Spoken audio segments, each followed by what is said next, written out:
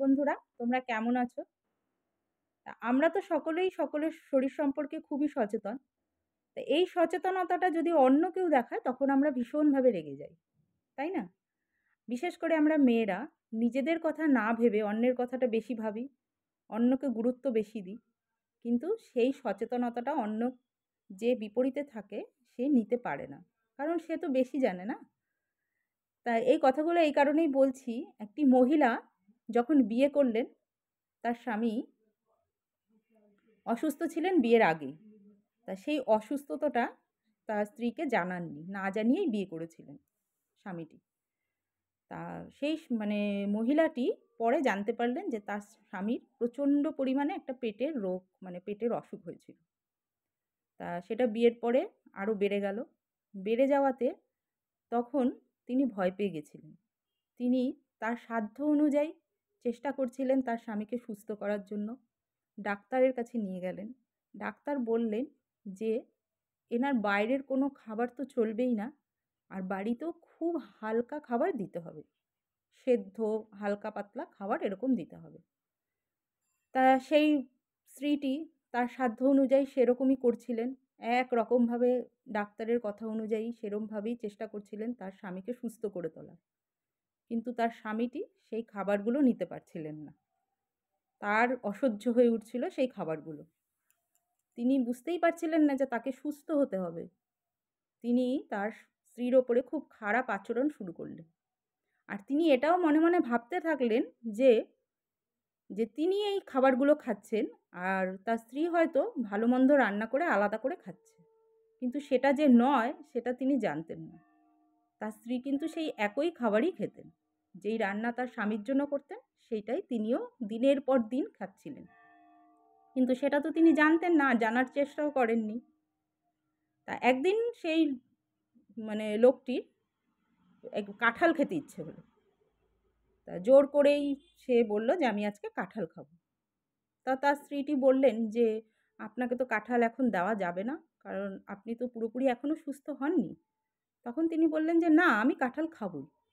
তখন তার স্ত্রীটি বলেছিলেন যে একদিনের কাঁঠাল খেয়ে যদি সারা জীবনের কাঁঠাল খাওয়াটা বন্ধ হয়ে যায়, সেই কাঁঠালটা না খাওয়াই কি ভালো নয়? তার স্বামীটি এসব কোনো কথাই কান দিয়ে শোনেননি। সে মনে করেছিলেন খাবেন তো খাবেনই, আর খেয়েও ছিলেন। খাওয়ার পরে তিনি আরও অসুস্থ হয়ে পড়লেন। তখন তার স্ত্রী একটি মূল্যবান কথা বলেছিলেন। তিনি বলেছিলেন যে আমরা একটা সীমিত শক্তি নিয়ে জন্মেছি। সেই শক্তির যদি অপব্যবহার করা হয় তাহলে তো সেটা ফুরোবেই। আর সেই শক্তির নাম হচ্ছে আয়ু। তা আমরা যদি এর অপব্যবহার করি, দিন দিন তো সেটা ফুরিয়ে আসবে তার অপব্যবহারে। আজকে আমরা বুঝতে পারছি না, ৫০ বছর বয়সেও আপনি বুঝতে পারবেন না যে আপনি কতটা নিজের শরীরের ওপর অত্যাচার করেছেন।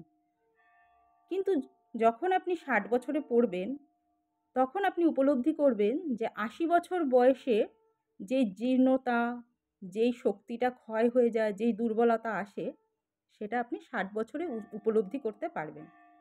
৮০ বছরের বয়সেরটা আপনি ৬০ বছরেই উপলব্ধি করতে পারবেন যে আপনি আপনার শরীরের উপর কতটা অত্যাচার করেছেন, যার ফলে আপনি এই বয়সে এসে এতটা অসুস্থ হয়ে গেছেন। তখন তার স্বামীটির রিয়েলাইজ করলেন, উপলব্ধি করলেন যে কথাটা একেবারেই সত্যি। কারণ তিনি প্রচণ্ড ওই সময় অসুস্থ হয়ে গিয়েছিলেন। তখন তার মধ্যে একটা লজ্জা ভাব আসলো। সে দুঃখিত হলেন। সে বুঝলেন যে তার স্ত্রীর প্রতি তিনি অনেক অন্যায় করেছেন, অনেক অবিচার করেছেন। তখন তিনি তার কাছে ক্ষমা চাইলেন এবং তার স্ত্রী যা বললেন তারপরে সেইভাবেই চলা শুরু করলেন। আস্তে আস্তে তিনি সুস্থও হয়ে উঠলেন এবং সব রকম খাবারও খেতে পারলেন। তা সেটাই বলছিলাম বন্ধুরা, যে আমরা যদি নিজের সচেতনতা নিজে করি সেটা তো ঠিকই আছে, যদি অন্য কেউ বলে থাকে সেটাও যদি একটু শুনি তার কথা মতো, তাহলেও হয়তো মনে হয় ভালো হয়, তাই না? আমরা বাড়ির লোকরা তো নিশ্চয়ই কারোর খারাপ চাই না, ভালোই চাই। তাই আমরা মেয়েরা একটু হলেও তো বুঝি কিছু ভালো মন্দ, তাই আমাদেরকে ইগনোর না করাই ভালো, ঠিক কি না? তোমাদের কেমন লাগলো? ভালো লাগলে একটা কমেন্ট করো, লাইক করো এবং শেয়ার করে দিও। ধন্যবাদ।